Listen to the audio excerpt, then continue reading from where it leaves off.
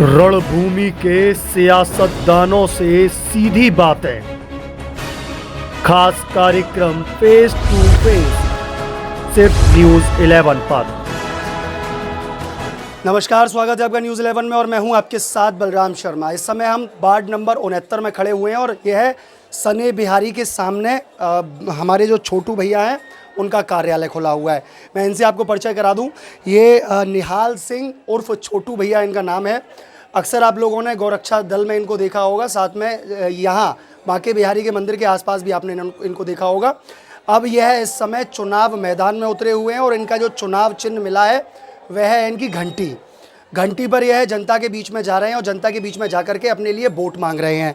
जनसंपर्क तेज हो चुका है, 4 तारीख नज़दीक आने वाली है तो जनसंपर्क तो इनकी गति पकड़ ही चुका है। साथ में वह यह भी कह देते हैं, जब आमतौर पर चर्चाएं चल रही थी तो वो कहते हैं कि मेरा जनसंपर्क संपन्न हो गया, लेकिन अब मैं सभाएं कर रहा हूँ। छोटू जी, पहले तो हम सभी को शुभकामनाएं दे रहे हैं, तो आपको भी हमारी तटस्थ होकर के शुभकामनाएं।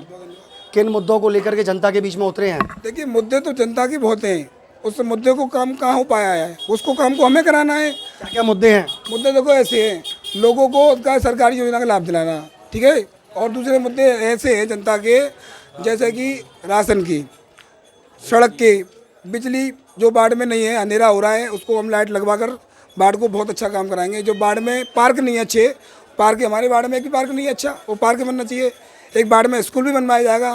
पार्क की बात करते हैं कि पार्क हमारे वार्ड में नहीं है, आपके लेकिन उसमें सुविधा कहाँ है? मैं बताता हूँ ना आपको, चिन्हित जगह बताता हूँ आपको। देखिए, परशुराम पार्क आपके वार्ड में आता है, ये आता है, लेकिन सुन तो लीजिए, सुविधा किस तरीके की चाहिए? तो बाढ़ के जो परशुराम पार्क मेरे बाढ़ में आता है, उसमें देखिए, आप देखिए बहुत लोग बाहर से आते हैं, सिगरेट बीड़ी गुटखा उसमें पीते हैं। भगवान परशुराम जी की सुविधाओं में थोड़ी नहीं आता है ये। तो आप ये कहिए कि मैं पाबंदियां लगाने का काम करूंगा। परशुराम जी की, भगवान परशुराम जी कोई वो नहीं है, भगवान साक्षात विष्णु भगवान के अवतार हैं। तो उनकी अगर गरिमा को कोई अगर बात होगी तो मन को ठोस पहुंचेगी। सुविधाओं में कैसे करेंगे छोटू जी इसे? लाइटिंग की व्यवस्था, लाइट बहुत अच्छी है, वहाँ पे हाई मास्क लाइट लगी हुई है। लेकिन मैं आपको बता देता हूँ, उस जगह पे वहाँ पे बहुत शराबी आती है। अरे सर, फिर आप घूम गए। मेरे बात को समझिए। मैं कह रहा हूँ उसमें सुविधा की क्या जरूरत है? ये तो आप ये कहिए कि व्यवस्था मुझे वहाँ पे वहाँ कुर्सियाँ हैं। अच्छा, दूसरा एक और पार्क मैं आपको गिनाता हूँ।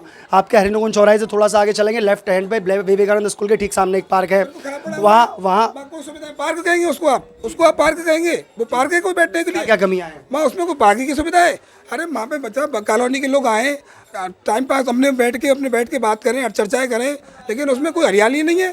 सूखे पेड़ हो रहे हैं सबरे, उसमें हरा भरा बड़ा पेड़ लगे, स्वच्छता का सफाई हो, और उसमें लाइटिंग की व्यवस्था, पूरे अंधेरा हो रहा है साइड में देखा होगा। अब मुझे वो लगवानी है, वो मेरा कार्य चलती होने वाला है। आप मेरी जनता मुझे प्यार में आपके क्षेत्र में बहुत सारा एरिया आता है, इसमें दावानल कुंड भी आता है, आपका मालीपाड़ा भी आपके क्षेत्र में आता है, और इधर आपका कालीदेव वाला एरिया जो पूरा है, पेरा फेरी है, वो भी आपके इलाके में आती है।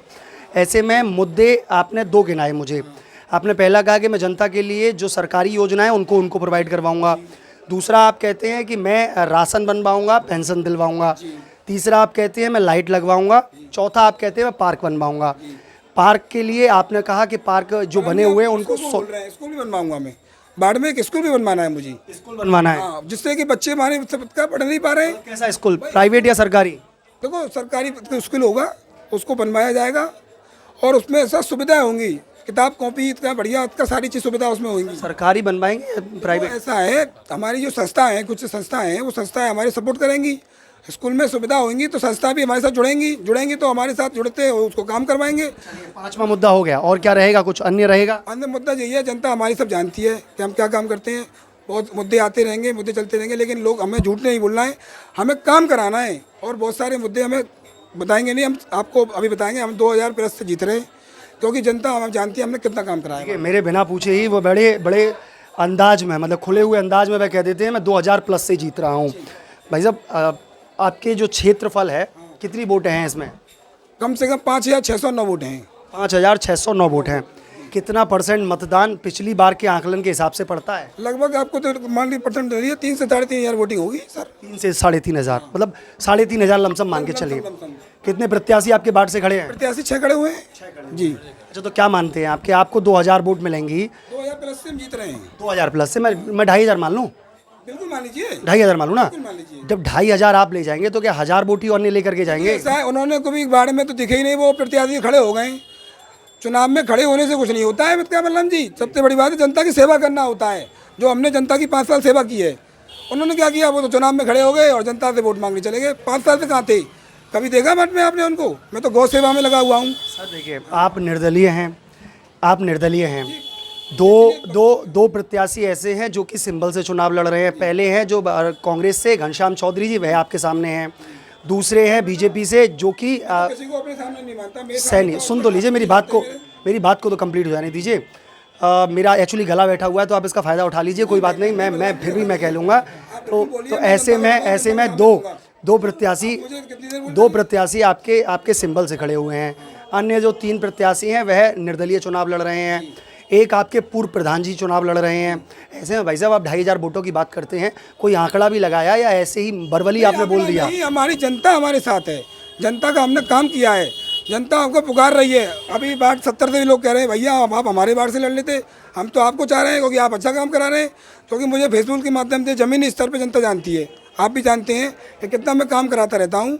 और जनता मुझे इसी प्यार पे अपने आशीर्वाद मुझे देगी। बिहारी जी का मुझ पे आशीर्वाद है। देखिए इतने सारे मुद्दे आपने मुझे गिना दिए। देखिए आपके बाढ़ आपका बाकी बिहारी के इर्द गिर्द भी आता है। बिल्कुल बिल्कुल। ऐसे में यहाँ सबसे बड़ी जो समस्या आती है वो 2 चीज़ों की आती है, और शायद आपने अपनी लिस्ट में वो दोनों चीज़ें नहीं बढ़ाई। पहली जो चीज़ है वह जाम से लोग बहुत त्रस्त हैं, ठीक है, जाम सबसे बड़ी समस्या वृंदावन के लोगों के लिए इस वक्त। दूसरा जो समस्या है वो बरसों से चली आ रही है, बंदरों की समस्या, जिसको लेकर के अगर मैं ये नहीं कहता कि आप अकेले, एक मिनट सुन लीजिए, सुन तो लीजिए छोटू जी, सुन तो लीजिए, मैं क्वेश्चन तो खत्म कर लेने दीजिए। बंदर जब वृंदावन में लेकर के अगर बंदरों की समस्या खत्म हो जाती है तो वृंदावन के लोगों को बड़ी राहत मिलेगी, और जाम से राहत मिल जाती है तो भी राहत मिलेगी। तो ऐसे में ये दोनों मुद्दे भी रखे हैं। देखिए ऐसा है, जो ई रिक्शा जो चल रहे हैं इनको अभी क्या कप्तान साहब ने बंद करा दिए थे, तो अभी उस क्षेत्र में नहीं आए। जो बैरिकेडिंग अभी लगी है इससे सुविधा खराब हो गई थी, जिससे कि हमारी जनता को बड़ी परेशानी हो रही, व्यापारी बड़े पीड़ित हो गए थे। और मेरे वार्ड में भी 69 में भी इसका इस तरह की समस्या आई थी, तो मुझे व्यापारियों ने कहा, तो उसको मैंने सब लोगों को मिलकर कहा, तो उसका ये काम हो गया। अब सबसे ई रिक्शा की समस्या श्रद्धालु आते हैं, लेकिन सबकी इच्छा ये हो कि हम बिहारी जी मंदिर के आगे लगाते हैं। ऐसा नहीं ना, हम सब श्रद्धालुओं के लिए भी इसका हमने सोच रखा है, ई रिक्शा की जाम का भी समस्या का समाधान किया जाएगा। हम कुछ बनाया है, कुछ ड्रॉ किया है? बिल्कुल नहीं, देखो ऐसा है, अपने पास मैनिफेस्टो में ये सब तैयार हो रहा है, वो बनकर हम डल रहे हैं, ठीक है ना। मेरा मतलब ये है कि आपने कुछ ड्रॉ किया है, कुछ लिखा है कि कैसे करके इस रूट डाइवर्ट करेंगे या कैसे? इसकी रूपरेखा हमने बना ली है, ये सारी रूपरेखा हमारी बन भी चुकी है, हम अपने हिसाब से कर देंगे इसको, जनता हमारे साथ है, हम कर देंगे इसको। अच्छा, बंदरों की समस्या को लेकर के कुछ बनाया है? देखो इसको सांसद, MP, विधायक इसको मुद्दे को हर बार लेके आते हैं, कभी किसी ने किया नहीं, ठीक है ना। मैं देखो पार्षद के दायरे में तो ये आता नहीं, लेकिन मेरे क्षेत्र में बंदर की समस्या है, लेकिन सबसे बड़ी समस्या ये है कि उधर ज़्यादा है। इस जगह वृंदावन जी गोलोक धाम है, ठाकुर जी की नगरी है, बंदर तो रहेंगे, लेकिन सबसे बड़ी बात है अब बंदरों को समस्या के लिए कोई मंकी गार्डन बनना चाहिए, वो अब जरूरी हो चुका है, उसके लिए बनना बहुत ज़रूरी है। क्योंकि बंदरों से अभी मैंने देखा, कुछ दिन की बात है कि बंदरों ने क्या करा, एक छत पे जा रहा था बंदर, तो सिर पे श्रद्धालु आ रहा था, पर्स लेके जा रहा था, सिर पे उसके कूदा, उस सिर पे नाली में सिर लगा, उसका सिर फट गया। तो मुझे बड़ा का दुख हुआ कि मैंने कि ये बंदर बड़े ही अब तो अत्याचारी हो गए, अब तो मांसाहारी हो गए ये।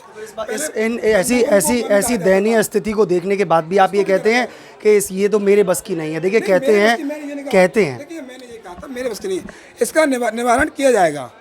तो सब कुछ धीरे धीरे होता है, एकदम से नहीं होता, कोई चीज़ होती है उसको जब करेंगे तो सब चीज़ होगा। कुल मिलाकर के मैंने जब क्वेश्चन किया तो आपके दिमाग में आया कि बंदरों को लेकर ही मैं प्रयास करूंगा। मुझे जिसका ज्ञान था, ज्ञान नहीं है मुझे, इसका संज्ञान में था मेरे, जो मेरे अवगत था, लेकिन मैं अब कराऊंगा इसको, चिंता मत करिए। तो ये रहे हमारे साथ वार्ड 69 के निर्दलीय प्रत्याशी जिनका चुनाव चिन्ह है घंटी। ऐसे हमारे मैं नाम दोबारा पूछा, मुझे छोटू भैया के नाम से तो मैं जानता हूँ इन्हें, लेकिन वैसे नाम नहीं परिचित हूँ। तो ये हमारे साथ रहे निहाल सिंह जी, छोटू भैया उर्फ छोटू भैया हमारे साथ में रहे, जिन्होंने अपने मुद्दे बताए, और मुद्दे बताने के साथ साथ में वह कहते हैं कि देखिए जाम की समस्या से निदान दिलाने के लिए मैंने एक ड्रॉ कर रखा है, उसको मैं जल्दी जनता के लिए लागू करवाऊंगा। और बंदरों की समस्या को देखते हुए वह कहते हैं कि देखिए मुझे बंदरों की समस्या अब मेरे बस की तो बात है नहीं, क्योंकि अभी तक सांसद और जो MLA रह चुके हैं उन लोगों ने भी इस मुद्दे को उठाया था, जब वह नहीं कर पाए, लेकिन मैं फिर भी कोशिश करने की कोशिश करूँगा। ऐसे में वह अगर जीत की बात करूं तो वह अपनी ताल ठोक कर कहते हैं कि मैं 2500 प्लस मतलब 2000 प्लस लेकर के आऊँगा। जब मैं उनसे पूछता हूं कि 2500 तो बोलते हैं हाँ 2500 वोट मैं लेकर के आऊँगा। जबकि इस समीकरण को अगर देखा जाए, पूरे क्षेत्र को देखा जाए तो लमसम 3500 वोटिंग इस बार होने की संभावना है, क्योंकि 50 से 60% के बीच में मतदान होगा और इस 50 से 60% मतदान के बीच में आंकड़ा लगाया जाए तो 3500 वोटें पड़ती हैं। उसमें से वह कहते हैं 2500 वोट तो मैं ले आऊँगा। अब मात्र 1000 वोट अन्य प्रत्याशियों में बटेगी। हालांकि ये देखने वाला विषय है, वह उनकी मंशा है, वह उनका भाव है जो प्रकट कर रहे हैं। जनता जानती है और जनता के साथ साथ में वो वोटर जानता है जिसको अपना मत देना है। हमारी अपील लगातार आप लोगों से बनी हुई है। फिर से मैं आप लोगों से अपील कर देता हूं, चाहे आप वोट किसी को भी दें, लेकिन 4 तारीख को मतदान करने ज़रूर जाएं। मेरा एक निवेदन भी है कि ये 60% या 50% जो मतदान का आकलन करते हैं, इसकी जो दर है उसको और ज़्यादा बढ़ा दीजिए, ये कम से कम 70% तक पहुँचे। तो मेरा निवेदन, न्यूज़ 11 का निवेदन आप सभी लोगों से, 4 तारीख को मतदान महोत्सव में सम्मिलित जरूर हों और ज़्यादा से ज़्यादा संख्या में वोटिंग करें। ऐसी अन्य खबरों को देखने के लिए जुड़े रहिए न्यूज़ 11 के साथ में। अपने सहयोगी हर्ष गोस्वामी के साथ मैं बलराम शर्मा, न्यूज़ 11 वृंदावन।